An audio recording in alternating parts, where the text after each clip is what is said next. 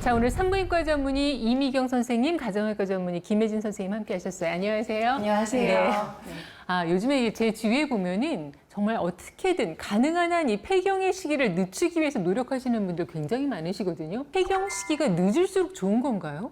꼭 그렇진 않습니다. 전 세계적으로 폐경의 평균 연령은 51세 전후입니다. 폐경이 40세 이전에 되는 걸 조기 폐경이라고 하는데요. 한 연구 결과에 따르면 조기 폐경이 오게 되는 경우 심혈관이 좁아지거나 막혀 심근경색 등을 일으킬 수 있는 관상동맥 질환에 걸릴 확률이 40%나 높아지고 골다공증의 위험도 또한 높아집니다. 그래서 결국 폐경은 너무 빨라도 너무 늦어도 문제가 될 수 있는 거죠. 네. 갱년기에 들어서면 사실 너무 많은 증상들이 나타나지만 유독 이제 두드러지는 것이 굉장히 심한 감정 기복이잖아요. 그러니까 이런 감정의 변화는 왜 생기는 건가요? 네, 흔히 우라통 터진다, 화병 나겠다 이렇게 표현들 많이 하시죠. 네. 바로 이 화병이 갱년기와 밀접하게 관련이 있는데요.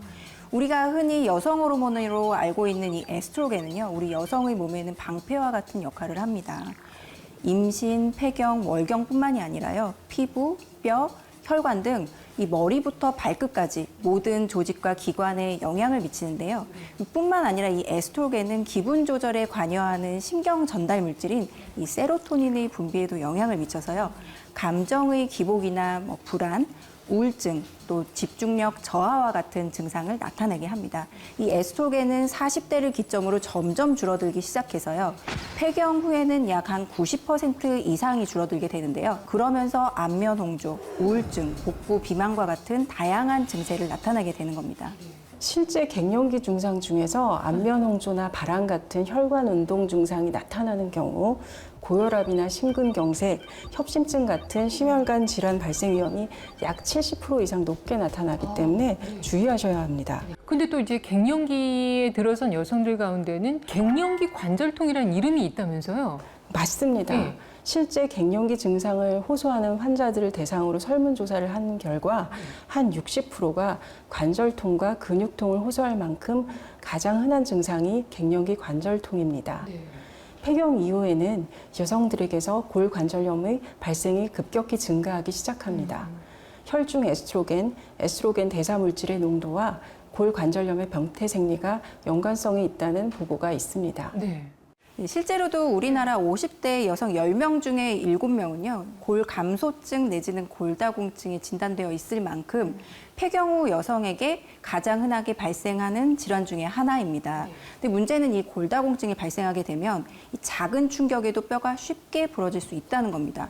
골다공증으로 인한 골절이 잘 발생하는 부위는 이 손목, 척추, 대퇴부인데요. 대퇴골절이 발생하게 되면 1년 내에 10명 중 3, 4명은 사망을 하고요. 또 4년 내에 재골절률이 25%고요. 척추골절 같은 경우에는 72%로 이 골다공증의 경우 뼈가 한번 부러지게 되면 다시 또 쉽게 부러질 수 있는 특성이 있기 때문에 갱년기 여성의 경우 특히 주의하셔야 하는 질병입니다. 네. 네. 근데 사실 날씬하셨던 분들도 이렇게 갱년기가 되면은 특히 이게 중부지방의 복부에 살찌는 것 때문에 사실 걱정들을 많이 하시거든요. 이거 어떻게 좀 피해갈 수 없을까요? 네, 실제로 복부 비만의 유병률을 살펴보면은요, 폐경 전에는 32.1%였고요, 폐경 후에는 44.5%로 무려 12.4%가 더 높게 나타났는데요. 이 폐경 후 여성의 70%가 복부 비만이고요. 또 복부 지방이 약 20% 증가할 때마다 이 경동맥의 두께가 약 2% 증가되었다는 최근 연구 결과도 있었는데요. 이 콜레스테롤의 수치나 또 중성 지질의 수치가 정상이라 할지라도 이 경동맥의 두께가 두꺼워진다면 동맥경화증이나 뇌졸중과 같은 심내혈관의 질환의 발생 위험도가 증가할 수 있기 때문에 갱년기 비만은 더욱 주의하셔야 합니다. 네. 모든 그 해답, 그 열쇠가 호르몬 관리에 있는 것 같은데 어떻게 해야 이 소중한 호르몬을 좀 놓치지 않고 좀 관리를 잘 해나갈 수 있을까요? 호르몬은 신체 기관 내에서 단독으로 작용하지 못합니다. 네. 호르몬은 각 기관마다 수용체와 결합하여 기능을 하게 되는데요. 에스트로겐 같은 경우에는 에스트로겐 베타 수용체 ER2를 이용하게 됩니다. 그런데 폐경이 되면 이 수용체가 호르몬과 함께 감소하게 되면서 갱년기 증상이 심해지게 되는 거죠. 결국 이 베타 수용체를 활성화시키는 게 갱년기 관리의 핵심인데요. 국내 연구진이 발견한 락토바실러스 애시도필루스 YT1이라는 유산균이 있습니다. 네.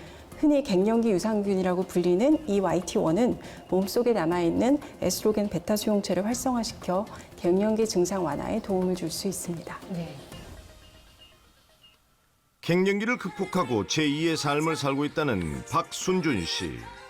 남들은 무릎 걱정부터 할 나이에 그녀는 20, 30대 못지않은 체력을 자랑하는데요.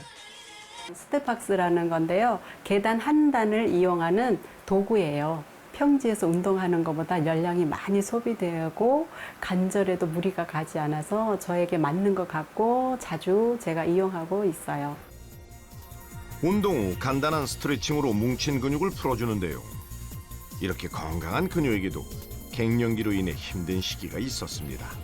제가 처음에는 막 홍조가 오고 그다음에 땀이 막 비 오듯이 쏟아지고 또 몸이 피곤해지고 당시 갱년기 관절통을 비롯해 안면 홍조와 발열, 수면 장애 등 다양한 증상들이 한꺼번에 그녀를 덮쳤는데요. 극심한 갱년기 증상들로 힘들고 고통스러웠던 순간 누구보다 그녀를 걱정했던 사람은 아흔의 노모였습니다. 뭐라고 말할 수 없이 걱정이 되더라고요. 몸이 축이 싹 나고 우리 딸이 착한데 막 성질 내고 그러더라고요. 그리고 살도 뭐 많이 빠지고 그렇더라고요. 걱정하는 어머니를 위해서라도 갱년기를 슬기롭게 극복하기로 마음먹은 순준 씨.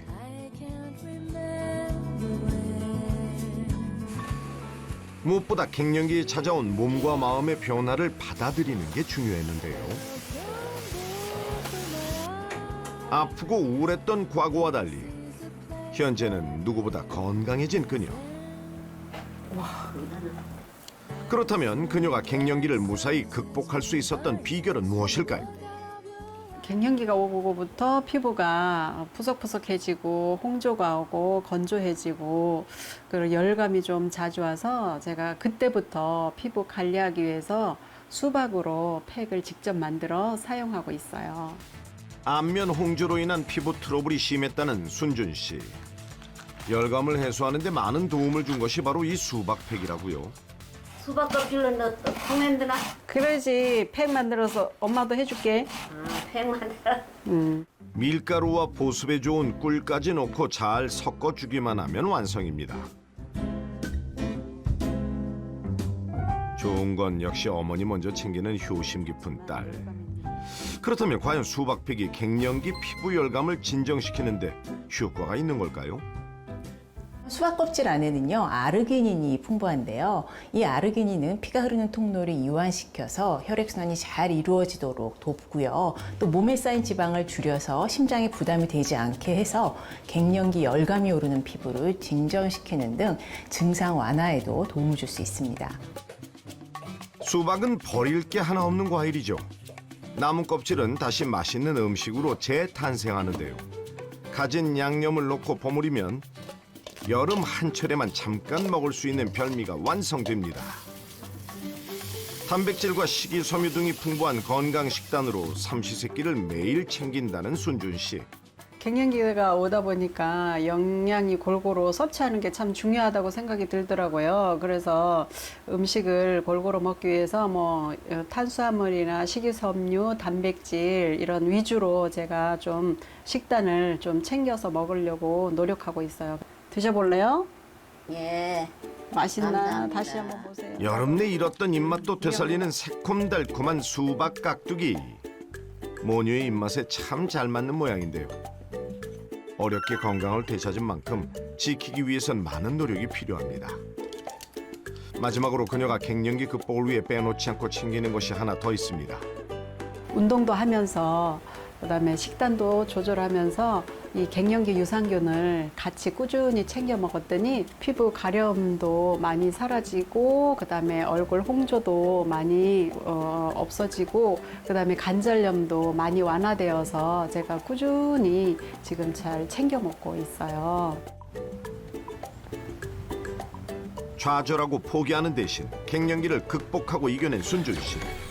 꼭 하고 싶은 말씀이 있다고요. 갱년기는 모든 여성분들에게 누구에게나 다 오는 거기 때문에 하나의 가정이라 생각하고 좋은 생각, 긍정적인 생각을 가지고 자기 관리 잘하고 먹는 것도 더 열심히 잘 챙겨 먹고 운동도 더 열심히 해서 이 갱년기를 잘 극복했으면 좋겠습니다. 갱년기를 극복하고 제2의 인생을 되찾은 사람이 있습니다. 체력 하나만큼은 20대 부럽지 않다는 전효선 씨가 그 주인공인데요. 지금은 이렇게 건강해 보이는 그녀지만 불과 얼마 전까지만 해도 이런 모습은 상상도 할 수 없었다고 합니다. 살이 막 쪘을 때 68에서 70kg까지 나갔었어요. 근데 살이 그렇게 이제 막 찌고 나니까 여기저기 몸이 막 아프기 시작하더라고요. 그래서 그 불면증이라든지 편두통, 뭐 족저근막염, 무릎 통증 이런 것들이 다 이제 한꺼번에 몰려왔었어요. 갱년기가 시작되면서 최고 몸무게를 갱신했다는 효선 씨. 남들보다 조금 일찍 온 폐경이 문제였습니다. 그때 45, 46 정도? 시험관 시술을 하는 과정에서 혹시라도 폐경이 조금 빨리 올 수 있다라는 말씀은 인지를 하고 있어라 얘기를 해주셨었어요. 그래서 예상은 하고 있었지만 그래도 당황스러울 정도로 빨리 온 것 같아요. 조기 폐경으로 인해 시작된 갱년기. 초기엔 심한 편두통은 물론 잦은 발열과 오한에 시달렸다는데요. 제일 문제가 됐던 것은 바로 불면증입니다. 불면증으로 고생을 하던 와중에도 잠깐 잠이 들면 땀을 너무 흘리는 거예요. 땀은 그냥 옷을 갈아입어야 될 정도, 이불 깃이 다 젖고, 뭐 베개는 아예 뭐 한두 번 갈아야 되고, 그러다가 갑자기 또 막 추워지고. 그게 그렇게 계속 반복이었어요. 그런 생활들이. 또 하나 그녀를 힘들게 했던 것은 바로 발바닥의 통증입니다. 온몸의 관절뿐만 아니라 걸을 수 없을 정도의 극심한 통증이 찾아왔다는데요. 어느 순간 이제 정말 일상생활을 유지할 수가 없을 정도로 발이 아픈 거예요. 그래서 걷지도 못하겠고 집에서도조차도 서 있지도 못할 정도로 발바닥이 아파서 이거 너무 심각한 것 같다 해서 정형외과를 이제 갔는데 족저근막염증이다 이렇게 말씀을 하시고 갱년기로 인해서 더 심해질 수도 있다 이렇게 말씀을 해주시더라고요. 당시 그녀의 병명은 족저근막염. 발바닥 근육을 감싸고 있던 막에 염증이 생긴 겁니다.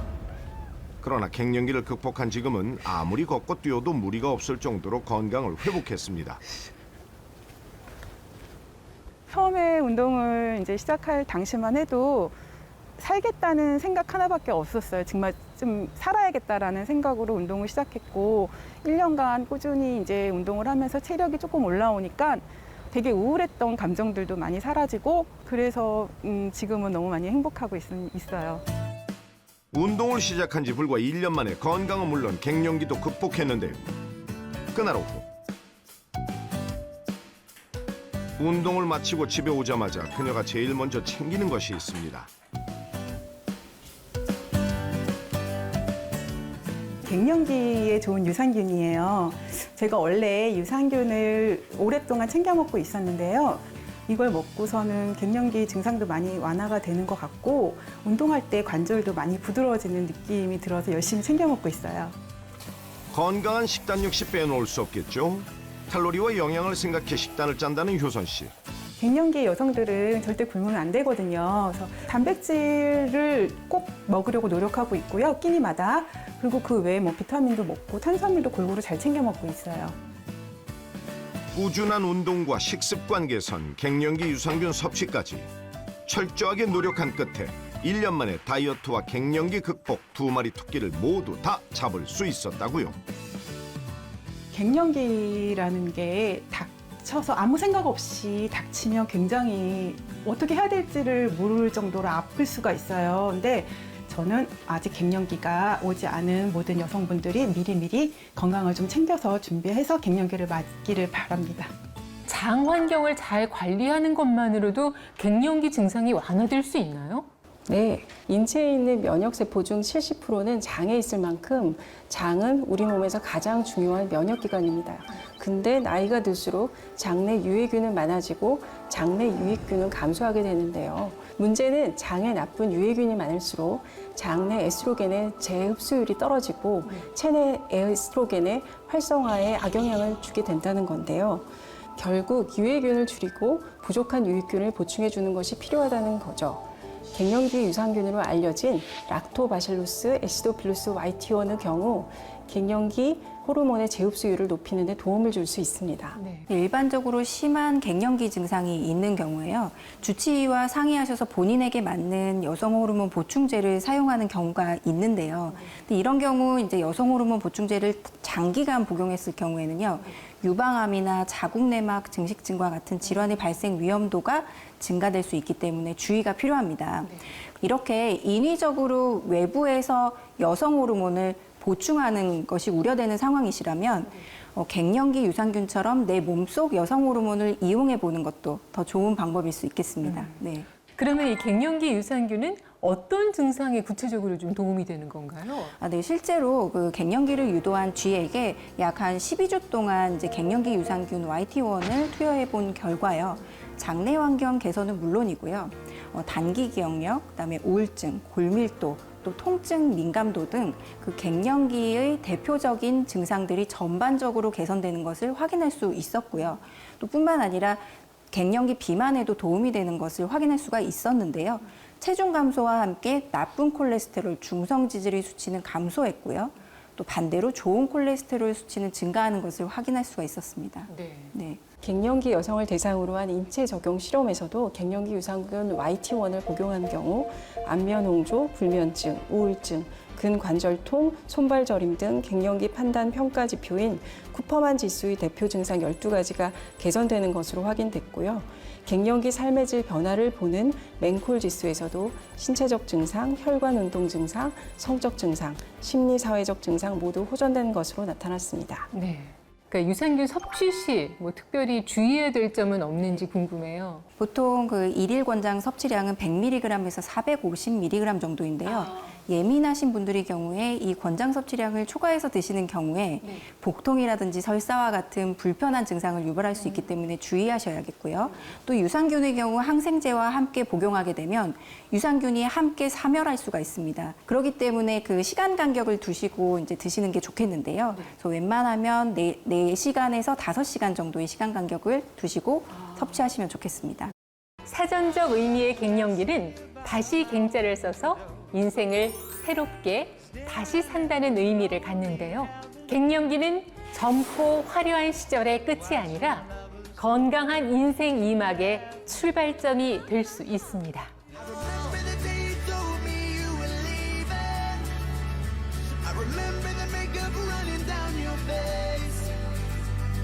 And the dreams you left me